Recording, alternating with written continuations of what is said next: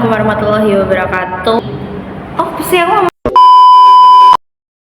Hai teman-teman semuanya, Assalamualaikum warahmatullahi wabarakatuh. Terima kasih sudah melihat video ini. Jadi di sini aku akan bercerita tentang pengalaman aku yang berkuliah di mata kuliah perilaku konsumen yang diajar oleh Bapak Mustafa selama 1 semester di semester 4 kemarin. Jadi aku rasa dari mata kuliah tersebut itu cukup berbeda metode pembelajarannya dengan mata kuliah yang lain. Karena apa?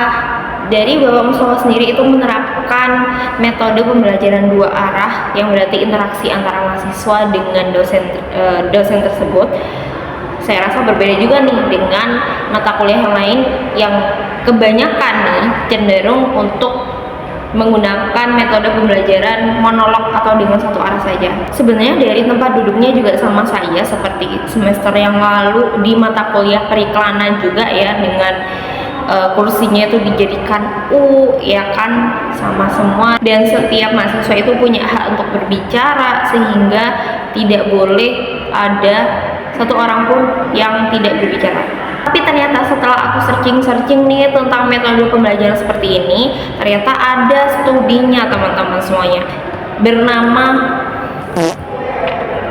tapi ternyata ini adalah metode pembelajaran dialogis, yang dimana itu ada penyampaian materi dari dua orang, sehingga itu ada interaksi atau obrolan antara orang yang pertama dengan orang yang kedua, berbeda dengan yang namanya monolog atau satu arah saja. Dan dari studi tersebut mengatakan bahwa berinteraksi seperti itu cenderung lebih efektif dibandingkan dengan hanya belajar satu arah saja atau monolog tadi gitu.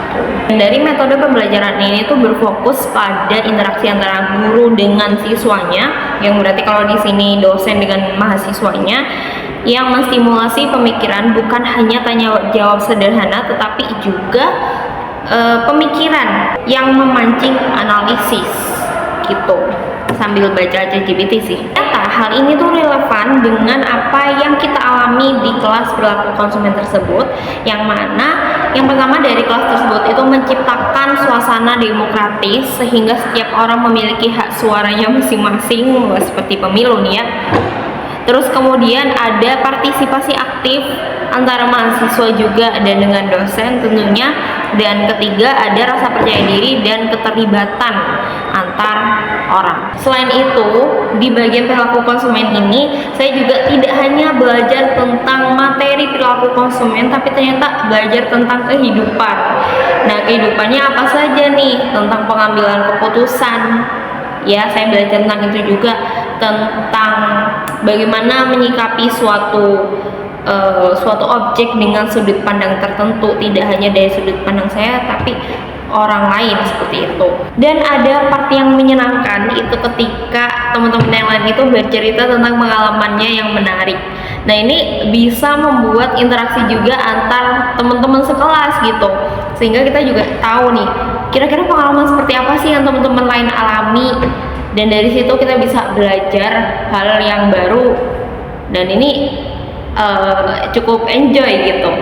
Cuma memang saya rasa ada beberapa part atau bagian dari materi mata kuliah perilaku konsumen sendiri itu yang belum terselesaikan dengan baik, seperti tanya jawab pada kelompok berapa itu kayaknya awal-awal gitu.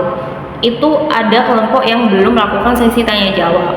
Ada juga beberapa pertanyaan yang belum terjawab dengan sempurna, ya belum terjawab. Nah, itu yang cukup disayangkan juga, karena bagian itu harusnya juga menarik gitu. Tapi saya rasa saya lebih enjoy di kelas Bapak Mustafa di semester ini, karena kalau kita bandingkan dengan semester lalu itu ya kita masih awal-awal perkenalan lah ya, jadi cukup tegang, cukup menegangkan, tapi it's okay karena memang ada jam terbangnya gitu.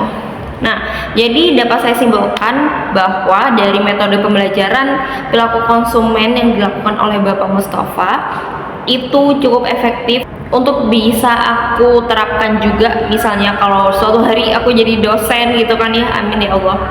Ya, siapa tahu aku bisa menerapkan metode seperti ini sehingga bisa lebih dekat dengan mahasiswanya, lebih apa ya, masuklah materinya ke otak seperti itu.